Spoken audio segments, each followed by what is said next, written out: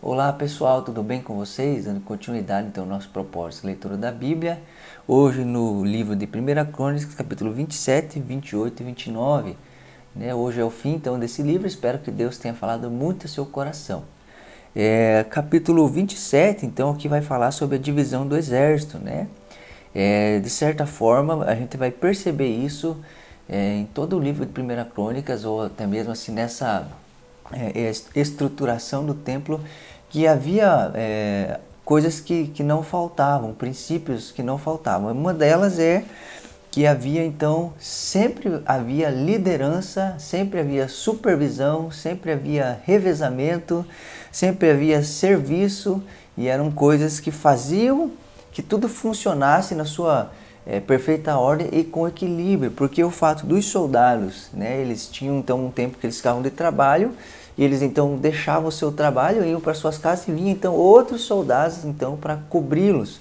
Isso proporcionava para eles então que eles pudessem estar com suas famílias, que eles pudessem descansar, que eles não vivessem só de trabalho, né? Então isso é algo que de certa forma nos ensina muito, porque se nós tivermos uma vida desproporcional ou sem esses valores, provavelmente a gente possa sofrer muito ou alguém vai sofrer muito. Um exemplo, uma pessoa pode até ser muito bem sucedida por trabalhar muito, então ela vai ter talvez muito dinheiro, muitas posses, muitas coisas, mas talvez possa sofrer por esse desequilíbrio de viver muito para algo e então ter problemas na sua família, no seu casamento, na sua casa. Ou seja, que possa ser encontrado na nossa vida essas coisas também. Né? Uma pessoa que vive de certa forma fazendo o que quer, da maneira que quer, sem alguém a supervisionando, também vai ter problemas, não vai ter alguém que ministre sobre ela, que às vezes ajude ela a ver algo que está fazendo que não está certo. Então, tanto na questão do exército, como nas demais coisas, essas coisas que são encontradas. Né? Coisa boa é uma pessoa que pode sair da sua função, tendo a certeza que vai ficar alguém lá e vai fazer isso também. Quando de alguma maneira eu e você trabalhamos em algo ou executamos algo que a gente não pode sair porque não tem ninguém que faça aquilo que a gente está fazendo, na verdade isso não demonstra uma capacidade nossa, isso demonstra às vezes uma falha de ensinar a outros, de trazer pessoas para perto. Então essas são coisas importantes que a gente precisa aprender, né, com esses reis, com Davi, com Salomão. Aqui também, ainda no capítulo 27, vai falar sobre pessoas próximas do rei. Né? Então, Davi, além de ser muito organizado, de fazer as coisas de uma maneira assim, que proporcionasse não somente trabalho, mas também tempo e família, enfim, ele também, uma atitude muito sábia dele foi trazer pessoas para perto. E ele vai então aqui dizer no versículo aqui 32, sobre as pessoas talvez mais próximas dele. Jonatas, tio de Davi, era conselheiro, homem sábio e também escriba. Olha que interessante. Davi trouxe para perto dele alguém que era escriba, versado nas escrituras, alguém que era sábio, para que de certa forma também o orientasse, o ajudasse a governar essa tão grande nação, para que tivesse uma outra opinião sobre algo. Isso é muito importante, ter pessoas perto de nós que são sábias e que vão nos ajudar, de certa forma, a tomar bons rumos, né? Não talvez como aquele rei, né, que a gente escutou, que escuta seus conselheiros e faz algo que não devia fazer, então vai para a guerra contra Davi, ou forma uma guerra contra Davi que não tinha nada a ver, né? Mas bons conselheiros é muito importante. Também vai dizer aqui que ele tinha um homem chamado Hakmoni que cuidava dos filhos do rei. Olha que interessante, né? Davi foi alguém que ia muito para a guerra. Davi foi alguém que, de certa forma, era ausente de casa. Né? E ele, lógico, isso nunca vai suprir a presença de Davi para com os filhos, e Davi, de certa forma, pagou por isso, né, meus irmãos? Mas a grande verdade é que ele tinha alguém que, enquanto ele estivesse na guerra, olhasse seus filhos, ou ministrasse sobre seus filhos, os orientasse, uma espécie talvez de pedagogo, né? Aqui também vai falar algo que chamou muito a minha atenção, né? Dentre as pessoas próximas a Davi, um deles era Uzai, o arquita, era amigo do rei, diz as Escrituras. E se tem algo que a gente precisa ter perto de nós, são amigos. São pessoas que irão nos escutar, nos ouvir, são pessoas que irão estar conosco nos momentos fáceis, difíceis, complicados e que irão nos auxiliar até mesmo nos nossos erros, né? Se hoje talvez eu te fizesse essa pergunta, quem são hoje talvez os seus amigos chegados, você teria essas pessoas? Né? Lembrando que a amizade é algo que se constrói, a amizade é algo que leva tempo, né? E a grande verdade é que nos dias de hoje é fácil não ter amigos próximos porque é fácil não passar tempo com as pessoas. Que a gente possa priorizar então na nossa lista de pessoas próximas, amigos, né?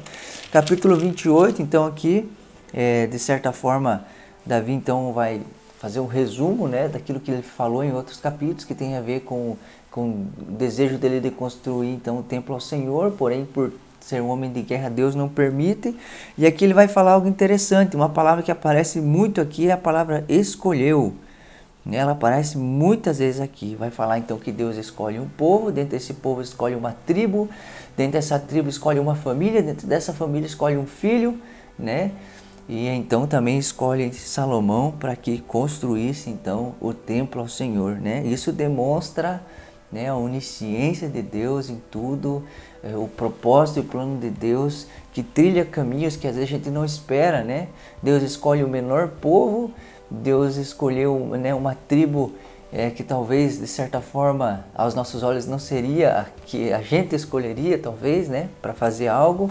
Deus escolhe Davi, que era o mais novinho, né, dentre os filhos, e de certa forma para os povos antigos quem tinha primazia nas coisas era o filho que nascia primeiro, né? E Deus escolhe então Salomão, que o próprio Davi vai falar que ele era inexperiente, né, para fazer coisas maravilhosas. Isso demonstra, né, a graça de Deus, que Deus não anda conforme os nossos caminhos, que os pensamentos dele não são os nossos, né? Que às vezes aos nossos olhares humanos a gente olha como Samuel, é esse aqui a pessoa que vai ser rei, mas Deus está olhando diferente de nós. Então, de certa forma, Davi dá uma instrução ao povo, dizendo ao povo para ser fiel a Deus, para que permaneça na terra que Deus lhe deu e suas gerações permaneçam ali. Ele vai falar então conselhos a seu filho Salomão e ele vai dizer: seja forte e mãos ao trabalho. Olha que legal escutar isso. E no versículo 20 ele vai dizer assim, ó: e acrescentou: seja forte e corajoso, mãos ao trabalho, não tenha medo, não desanime, pois Deus, o Senhor, o meu Deus, está com você. Ele não o deixará nem o abandonará, até que se termine toda a construção do templo do Senhor. Sabe o que Davi está fazendo? Ele sabe da inexperiência de Salomão, ele sabe que Salomão ainda é jovem, moço e tem muito a aprender. Mas Davi não está se baseando necessariamente no que Salomão podia fazer, mas na confiança que ele tinha em Deus, em realizar algo através de algo, até mesmo inexperiente. A confiança de Davi estava mais em Deus do que em Salomão, e ele utilizou então dessa confiança em Deus para animar Salomão e para que Salomão fosse encorajado, mesmo sendo alguém inexperiente, né? Que a gente de certa forma possa ter mais confiança em Deus no que Ele pode fazer do que na habilidade ou na falta da habilidade das pessoas, né? Capítulo 29 então aqui vai narrar um momento lindo e expressando o coração de Davi, dos líderes e o que isso causou no coração do povo, né? Davi então aqui fala sobre a construção do templo e fala então que de certa forma ofertou tudo o que podia para que esse templo fosse construído, não somente das coisas de Israel, do reino de Davi, mas do seu tesouro pessoal. Ele abre o seu tesouro pessoal e oferta a Deus para que o templo fosse construído, né? E ele então faz um convite, né? Você que gostaria de ofertar voluntariamente, fazer parte desse propósito, desse projeto da construção do templo, né? Fique à vontade. De certa forma, os líderes então da nação de Israel começam a ofertar também dos seus tesouros, das suas dádivas. E o versículo 9 vai dizer assim: o povo alegrou-se diante da atitude de seus líderes, pois fizeram essas ofertas voluntariamente, de coração íntegro ao Senhor, e o rei Davi também encheu-se de alegria. Olha que coisa mais maravilhosa, né? Davi, o líder máximo da nação de Israel, voluntariamente ofertando. Isso causa nos líderes da nação de Israel um desejo também de fazer isso, de participar desse tão nobre propósito, e isso de maneira voluntária, e isso enche o coração do povo de alegria, porque vê nos seus líderes, né, de certa forma, esse coração voluntário, amante de Deus e desejoso de que seus propósitos se cumprissem, né? E, né, hoje continuamos, de certa forma, ofertando para que os propósitos, os desígnios de Deus sejam realizados na terra. Hoje talvez a gente não oferte mais para a construção do templo, mas nós ofertamos para que a casa do Senhor seja mantida, nós ofertamos para que, de certa forma, nossos irmãos sejam ajudados.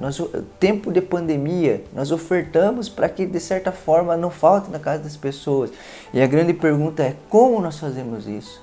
Será que as pessoas têm que tirar de nós ou nós voluntariamente damos e entregamos aquilo que temos, dos nossos tesouros, né? Eles não pegaram de algum lugar para ofertar, não. O maior princípio, talvez, sobre a oferta que a gente encontra aqui é: não darei ao Senhor algo que não me custe. E então o versículo 26 vai falar então da morte de Davi. Diz assim: Davi, filho de Jessé, reinou sobre todo Israel. Reinou 40 anos em Israel, 7 anos em Hebrom e 33 em Jerusalém. Morreu em boa velhice, tendo desfrutado vida longa, riqueza e honra. Seu filho Salomão foi o seu sucessor. Então, termina então a vida de um grande homem, um dos heróis da fé, alguém extraordinário, que tem muito a nos ensinar sobre tudo. Tem muito a nos ensinar sobre muitas coisas. Foi um homem que errou? Com certeza teve erros e a Bíblia não os escondeu. Isso enobrece as Escrituras e me ajuda também a entender que um grande homem como Davi teve erros, quanto mais eu e você os teremos, mas também mostra como é possível terminar bem e deixar um legado extraordinário nessa terra, não somente para os seus filhos, para a sua geração, mas também para todos os povos. Que Deus possa usar a sua vida, né, toda enquanto você viver, mas quando você morrer, de certa forma você deixa um legado brilhante como o de Davi. Que Deus te abençoe e até a próxima.